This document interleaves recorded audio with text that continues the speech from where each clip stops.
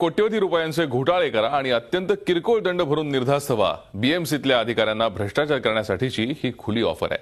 तुम्हाला खोटं वाटत असेल, पण गेली अनेक वर्ष मुंबई महापालिकेतले अधिकारी याच ऑफरचा फायदा घेत खुलेआम भ्रष्टाचार करतायत.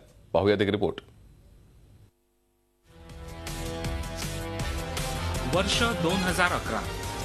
कांदिवलीतल्या करोडो रुपयांच्या भूखंडावर मेसर्स रुचिप्रिया डेव्हलपर्सला अनधिकृतरित्या बांधकामाची परवानगी दिली गेली. या बदल्यात किती कमावले गेले असतील याचा विचारच न केलेला बरा. गुन्हा सिद्ध झाल्यानंतर बीएमसीतल्या संबंधित अधिकारी विलास पाटील यांना फक्त 6,000 रुपयांचा दंड भरावा लागला. वर्ष 2012. बिल्डरच्या फायद्यासाठी जुन्या तारखेचे भोगवटा प्रमाणपत्र बनवून दिले गेले. या बदल्यात बिल्डरकडून लाखो रुपये कमावले गेले असतील.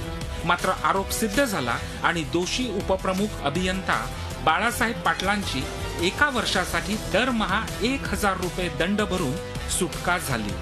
भायखळ्यातील मोकळी मैदानाची जागा अवैधरित्या बिल्डरच्या घशात घालण्यासाठी कागदपत्रांत फेरफार, परंतु दोषी सहाय्यक आयुक्तांना दंड केवळ 5,000 रुपये.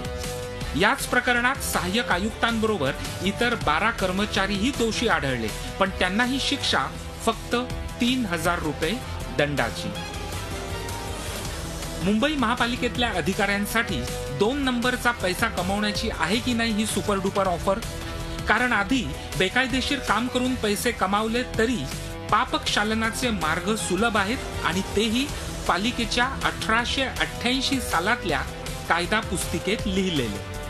काळाप्रमाणे भ्रष्टाचाराच्या पद्धती प्रकारही बदलले, पण भ्रष्टाचाऱ्यांना दिल्या जाणाऱ्या शिक्षा मात्र तब्बल 127 वर्ष जुन्या आहेत.